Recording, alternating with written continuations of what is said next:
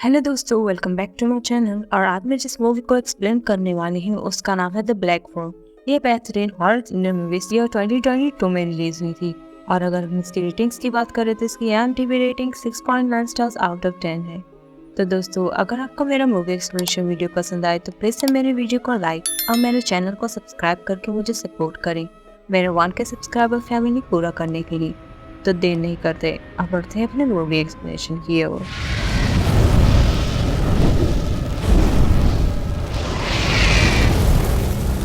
तो मूवी की शुरुआत में हम फेनी को देखते हैं, जो कि इस मूवी का मेन कैरेक्टर है। फेनी एक टीनेजर है जो बेसबॉल टूर्नामेंट का एक बेहतरीन प्लेयर है, लेकिन उस दिन उसी की वजह से उसकी टीम हार जाती है। लेकिन उसका ओपोनेंट प्लेयर ब्रूस भी उसके खेलने के अंदाज से उसकी तारीफ करता है। और उस दिन के बाद से ही ब्रूस को लड़कियों के बहुत भाव मिलने लगे थे। और उसी दिन साइकिलिंग करके जाते वक्त हम उसके सामने एक ब्लैक वैन को देख पाते हैं, जिसके बाद सीन कट हो जाता है और ब्रूस की किडनैप होने की खबरें हर जगह फैल जाती हैं। और यहाँ पर ब्रूस ही पहला बच्चा नहीं था जो किडनैप हुआ था। उससे पहले भी उनके टाउन में काफी सारे बच्चे किडनैप हो चुके थे, जिस वजह से उस टाउन के लोगों में काफी दहशत थी, क्योंकि एक भी किडनैप हुआ बच्चा कभी घर लौटकर नहीं आया। फिर शिफ्ट होती है और हम फिनी के abusive plus drunker father Terence को देखते हैं, जिनके अल्कोहलिक होने की वजह से घर का माहौल हमेशा खराब ही रहता है। फिनी की माँ इस दुनिया में नहीं है, लेकिन उसकी एक छोटी बहन है जिसका नाम ग्वेन होता है, और दोनों सिबलिंग में काफी अच्छी बॉन्डिंग थी। नेक्स्ट डे जब फिनी और ग्वेन स्कूल आते हैं, वो वहाँ पे एक खूनी फाइट देखते हैं, जिसमें रॉबिन नाम का एक स्पोर्टी बच्चा एक बुली करने वाले बच्चे की जम की पिटाई करता है, जो देखकर ग्वेन बहुत ही ज्यादा खुश हो जाती है। फिनी क्लास में एक डोना नाम की लड़की को बहुत पसंद करता था, लेकिन वो ये बात उसे कभी कह नहीं पाया। क्लास खत्म होते ही हम फिनी को देखते हैं कि वो बड़े धावे से टॉयलेट में जाकर छुपकर बैठ जाता है। और बाद में हमें ये पता चलता है कि शायद ये उसकी रोज की प्रॉब्लम थी, क्योंकि कुछ लड़के उसे बुली किया करते थे। लेकिन इससे पहले कि फिनी के साथ कुछ हो पाता, रॉबिन वहां पर आकर पहुंच जाता है। और सुबह की इसकी फाइट को देखकर तो पहले से ही स्कूल के बच्चों में काफी दहशत थी। इसलिए जब रॉबिन उनसे कहता है कि अगर उन लोगों ने फिनी के साथ कुछ किया तो वो उन लोगों को नॉक कर देगा, तब ये बातें सुनने के बाद उन लड़कों को वहाँ से भागना पड़ जाता है। रॉबिन फिनी का दोस्त होता है और वो भी अकेला। रॉबिन तब फिनी से कहता है कि उसे अपने लिए खुद खड़ा होना होगा, वरना लोग ऐसे ही उसे परेशान करते रहेंगे, क्योंकि फिनी न तो अपने खिलाफ हो रहे जुल्म के लिए खड़ा हो पाता है और न ही किसी और के लिए। और ये उसमें एक नेगेटिव पॉइंट थी। और रॉबिन तब फिनी से कहता है कि उसके मैथ सर उसकी तरह एक्सप्लेन करके नहीं पढ़ाते और उसे कुछ समझ ही नहीं आता, तो क्या वो उसमें उसकी मदद करेगा। तब फिनी इसके लिए तुरंत हामी भर देता है। और फिर हम ग्वेन को देखते हैं, जिससे पूछताछ करने के लिए 2 ऑफिसर्स आए हुए थे ब्रूस की किडनैपिंग केस के मामले में, क्योंकि ग्वेन ने ब्रूस के सिस्टर से बताया था कि उसने सपने में देखा कि ब्रूस को एक ब्लैक बलून वाले आदमी ने किडनैप किया है। और उन ऑफिसर्स को भी किडनैपिंग की जगह से उसी तरह के ब्लैक बलून मिले थे, लेकिन उन्होंने ये बात किसी को बताई नहीं थी। तो ये बात उसे कैसे पता चली, इसलिए वो ऑफिसर्स ग्वेन की बातों पर भरोसा नहीं करते और उस पर ही शक करने लगते हैं, जिससे ग्वेन को उन पर गुस्सा आ जाता है। और दोस्तों, असलियत में ग्वेन के पास कुछ साइकिक पावर्स थे, जिससे उसे सपने आया करते थे और वो कभी कभार सच भी हो जाया करते थे। घर पर दूसरी सुबह फिनी की नींद खुलती है ग्वेन के चीखने चिल्लाने से, क्योंकि ग्वेन के फादर ग्वेन को बुरी तरह से बैल से पीट रहे होते हैं, जो देखकर फिनी को बहुत बुरा लगता है। लेकिन वो ग्वेन को बचाने के लिए कुछ भी नहीं कर पाता। और ग्वेन की पिटाई इसलिए हो रही थी क्योंकि पुलिस ग्वेन के सपनों के बारे में पूछताछ करने के लिए टेरेंस के वर्क प्लेस तक पहुंच गई थी। और टेरेंस नहीं चाहता था कि ग्वेन अपने सपनों पर बिलीव करे और इसके बारे में किसी को बताए। और ये सीन काफी ज्यादा हार्ट ब्रेकिंग था। से शिफ्ट होती है और हम रॉबिन को देखते हैं, जिसके रास्ते में हम उसी ब्लैक वैन को देखते हैं। जिसके बाद सीन कट हो जाता है और रात में ही फिनी के घर कॉल आता है कि रॉबिन किडनैप हो चुका है। पुलिस तहकीकात में तब जुट तो गई थी, लेकिन उनके हाथ में कुछ भी नहीं लगता। और ये खबर सुनकर फिनी बहुत ही ज्यादा उदास हो जाता है और ग्वेन से रिक्वेस्ट करता है कि वो जीसस से रिक्वेस्ट करे कि उसके फ्रेंड के बारे में उसे ड्रीम में दिखाए, ताकि फिनी को उसका फ्रेंड मिल जाए। लेकिन ग्वेन को इस बार कोई भी ड्रीम नहीं आता कि वो पुलिस की हेल्प कर सके। और स्कूल में रॉबिन के ना होने की वजह से फिनी को वो लड़के बहुत ही ज्यादा पीटते हैं, लेकिन ग्वेन तभी अपने भाई को बचाने के लिए वहाँ पर पहुंच जाती है और वो एक पत्थर से एक लड़के का सर फोड़ देती है और खुद भी मार खा लेती है, क्योंकि वो 3 लड़के थे और वो दोनों भाई बहन कमजोर थे। और इसके बारे में स्कूल में सबको पता चल जाता है। और क्लास में जब पार्टनर्स चुनने की बारी आती है, सारे बच्चे अपने पार्टनर्स चुन लेते हैं, लेकिन फिनी को कोई भी नहीं चुनता। तभी डोना उसके पास आकर बैठ जाती है, जिससे फिनी बहुत ही ज्यादा खुश हो जाता है। और डोना तब फिनी से कहती है कि जितने फ्रेंडली वो अपने बहन के साथ है, काश उतना ही फ्रेंडली उसका भाई भी उसके साथ होता। और घर आने के टाइम पर ग्वेन अपने फ्रेंड के घर निकल लेती है कुछ मस्ती करने के लिए, और फिनी को अकेले ही घर जाना पड़ता है। और तभी फिनी के रास्ते में हम उसी ब्लैक वैन को देखते हैं जिसके बाहर एक आदमी क्लाउन मेकअप में था जो अपना कुछ सामान समेट रहा होता है। तब फिनी उसकी मदद करने के लिए सोचता है। तभी वो आदमी कहता है कि वो एक मैजिशियन है और क्या वो मैजिक देखना चाहेगा। तब फिनी इसके लिए तुरंत ही हामी भर देता है और उसी वक्त उसकी नज़र वैन में भरे ब्लैक बलून पे पड़ती है जो काफ़ी ज़्यादा चर्चे में थी। और जैसे ही वो उसे करीब से देखने जाता है, वो आदमी फिनी को ज़बरदस्ती वैन के अंदर डाल देता है और उसे एक नशीले स्प्रे से बेहोश कर देता है। और अगले सीन में वो आदमी फिनी को अपने घर लेकर आ चुका था, जहाँ पर वो आदमी फिनी को अपने घाव दिखाता है जो फिनी ने उसे दिए थे किडनैपिंग के वक्त अपने उसे पेन जैसे टूल से, जो वो हमेशा अपने पास ही रखता था। और वो किडनैपर तब फिनी से कहता है कि वो उसे हर्ट नहीं करेगा और उसे यहाँ कोई दिक्कत नहीं होगी। और वो कहता है कि वो उसके लिए सोडा लाने जा रहा है। और हमें पता चलता है कि वो किडनैपर ग्रैबर नाम से फेमस होता है और उसने जहाँ पर फिनी को रखा हुआ था वो उसके घर का बेसमेंट था जो साउंड प्रूफ था।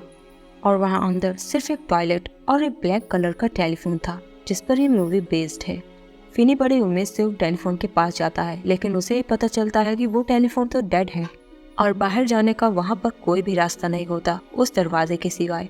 और घर पर ग्वेन को जब फिनी की किडनैपिंग की खबर मिलती है, वो बहुत ही ज़्यादा उदास और दुखी हो जाती है क्योंकि उसकी पूरी दुनिया ही बदल चुकी थी।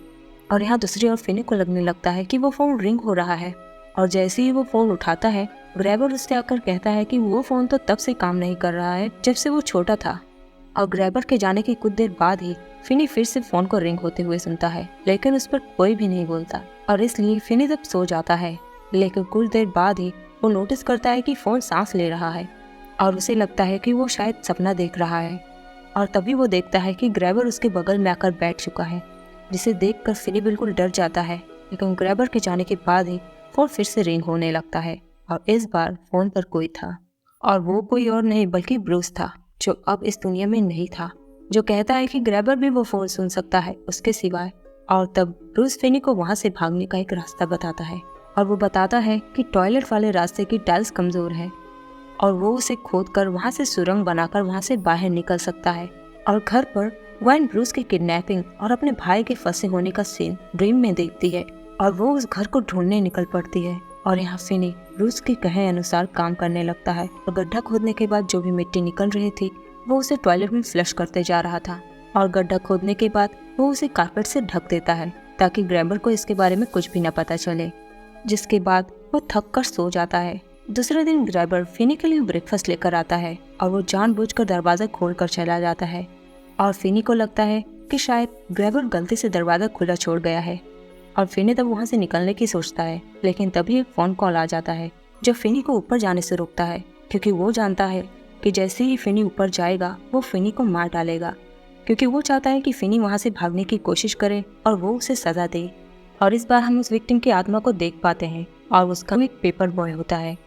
तब ये बात ऊपर जाकर कंफर्म करने के बाद आकर खाना खा लेता है, क्योंकि उसे एनर्जी की ज़रूरत थी वहाँ से भागने के लिए। और उसके बाद ही फिर से फिनी को फ़ोन आता है उसी पेपर बॉय का, जो उसे बताता है कि फाउंडेशन के निचले तरफ जहाँ से वॉल सेपरेट होता है उसने वहाँ पर एक केबल छुपा कर रखा है जिसकी मदद से वो खिड़की से बाहर जा सकता है। और दूसरी तरफ ग्वेन अपने सपने में उसी पेपर बॉय की किडनैपिंग और ग्रैबर को क्लाउन मास्क में देखती है, लेकिन इससे उसे कोई क्लू नहीं मिलता।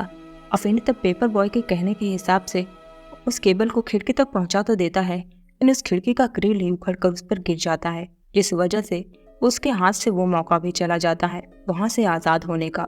और घर पर ग्वेन जब अपने फादर से अपने ड्रीम्स के बारे में बताती है तब वो कहते हैं कि उसकी माँ को भी इसी तरह के ड्रीम्स आते थे और वो भी आत्माओं से बातें कर सकती थी। लेकिन बात इतनी ज़्यादा बढ़ गई कि उन चीज़ों ने और सपनों ने उसकी माँ से सुसाइड करवा दिया। और यही वजह थी कि टेरेंस नहीं चाहता था कि उसकी बीवी की तरह ही उसकी बेटी के साथ भी हो।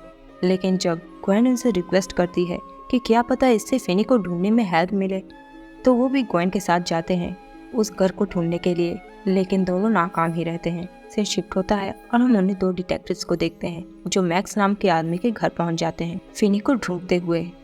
और उन्हें पता चलता है कि मैक्स खुद भी उन किडनैपिंग केसेस के बारे में रिसर्च कर रहा था और वो किडनैपर उसी एरिया में होना चाहिए। लेकिन कुछ न मिलने पर पुलिस वहाँ से लौट जाती है। लेकिन हम देखते हैं कि फिनी तो मैक्स के घर के नीचे ही था, बेसमेंट में। और नेक्स्ट सीन में हम ग्रेबर को देखते हैं जो फिनी को खाना देने आता है।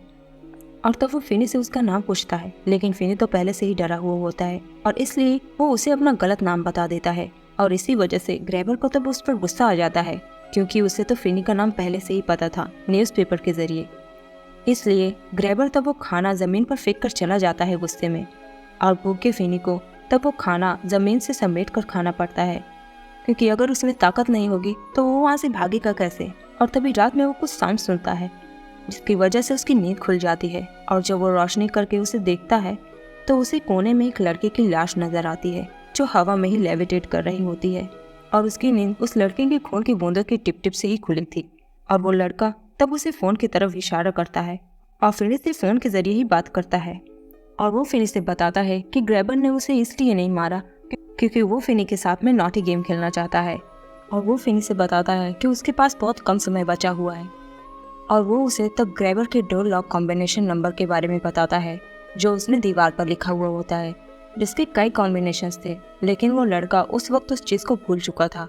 और वो उससे बताता है कि ग्रेबर इस वक्त सो रहा है और इसी बीच फिनी वहाँ से फरार हो सकता है। तब फिनी वहाँ ऊपर पहुँचकर उस लॉक में 3 कॉम्बिनेशंस ट्राई करता है और अंत में तीसरी बार लकीली वो लॉक ओपन हो जाता है।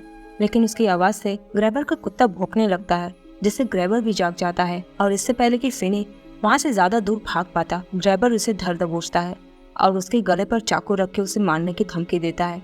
इसलिए मजबूरन फिनी को शांत रहना पड़ता है और ग्रेबर तब उसे वापस से उसी जगह पर लाकर पटक देता है। तभी फिर से फ़ोन बजने लगता है और इस बार वेंस नाम के एक बच्चे की आत्मा तब फिनी से बात करती है। और तब हम वेंस को जीवित अवस्था में देखते हैं, जो गेम खेल रहा होता है। और वहाँ पर मौजूद 2 बच्चों से उसका पंगा हो जाता है, क्योंकि उन्होंने उसका गेम खराब कर दिया था।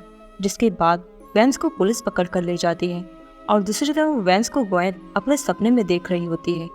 और वेंस के आत्मा के जरिए ही ग्वेन को ग्रेबर के घर का पता चल जाता है बिल्कुल क्लियरली। और यहाँ वेंस तब फिनी को दीवार के पीछे एक फ्रीजर के बारे में बताता है, जिसके जरिए फिनी बाहर निकल सकता है, वरना आज रात तो वो मारा ही जाएगा। तब फिनी किसी तरह उस दीवार को खोदकर उस फ्रीजर तक पहुंच तो जाता है, लेकिन वहां से बाहर नहीं निकल पाता, क्योंकि वो फ्रीजर बाहर से लॉक्ड था। जिसके बाद बेचारा फिनी पूरी तरह से हिम्मत हार कर बैठ जाता है और वो बहुत ज़्यादा रोने लगता है। लेकिन तभी फिर से फ़ोन बजने लगता है और इस बार फ़ोन पर रॉबिन होता है, फिनी का फ्रेंड। और तब वो फिनी को हिम्मत देता है कि वो रोए ना, और अगर वो हिम्मत रखेगा तो वो ज़रूर वहाँ से बाहर निकल जाएगा।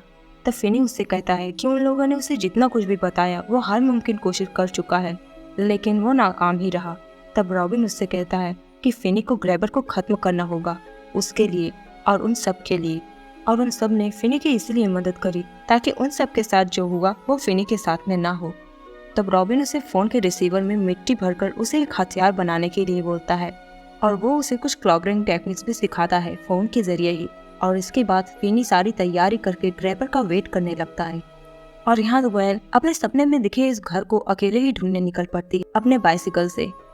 और तभी रास्ते में ग्रेबर के सारे विक्टिम्स की आत्माएं ग्वेन के सामने आकर खड़ी हो जाती है और ग्वेन तब डर के मारे गिर जाती है। और इसका मतलब ये हुआ कि ग्वेन ग्रेबर के घर तक पहुंच चुकी थी, जिसके बाद वो घर पहुंचकर पुलिस को इसके बारे में खबर देती है। और दूसरी ओर फिनी देखता है कि वो ब्लैक सोल वापस से सांस लेने लगा है, मतलब ग्रेबर आने वाला है।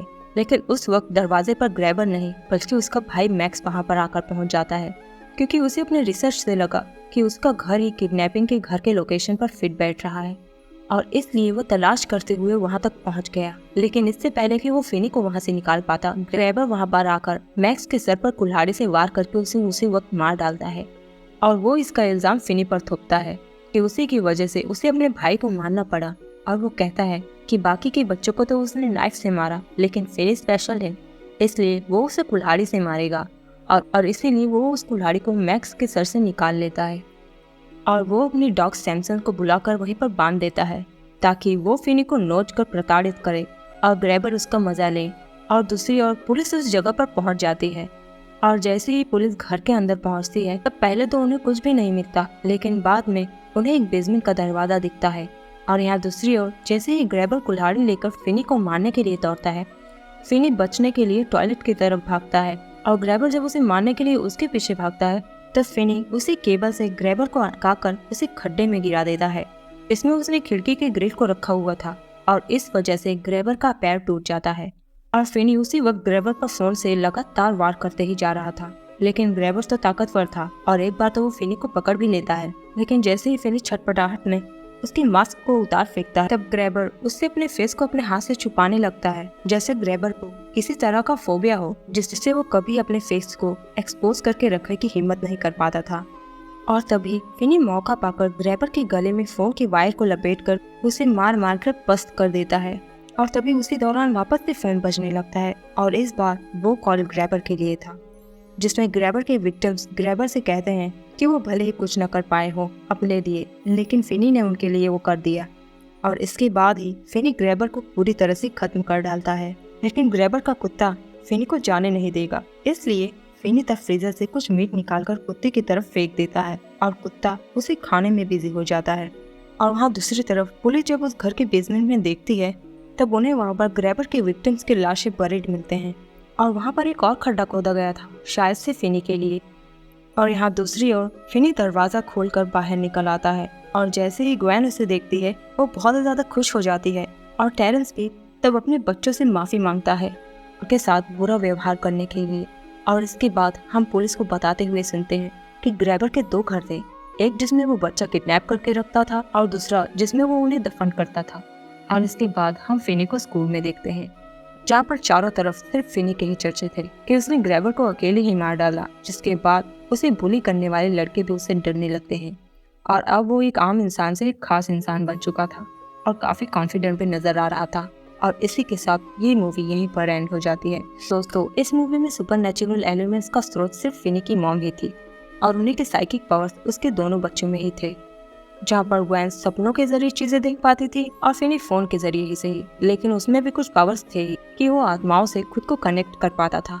और अगर हम बात करें ग्रैबर के किडनैपिंग के पीछे की वजह, तो वो सिर्फ टीनेजर लड़कों को ही किडनैप करता था, क्योंकि शायद उसके बचपन में उसके फादर ने उसके साथ ज्यादा सख्ती बरती थी और नॉटी होने पर उसे सजा भी दिया करते थे।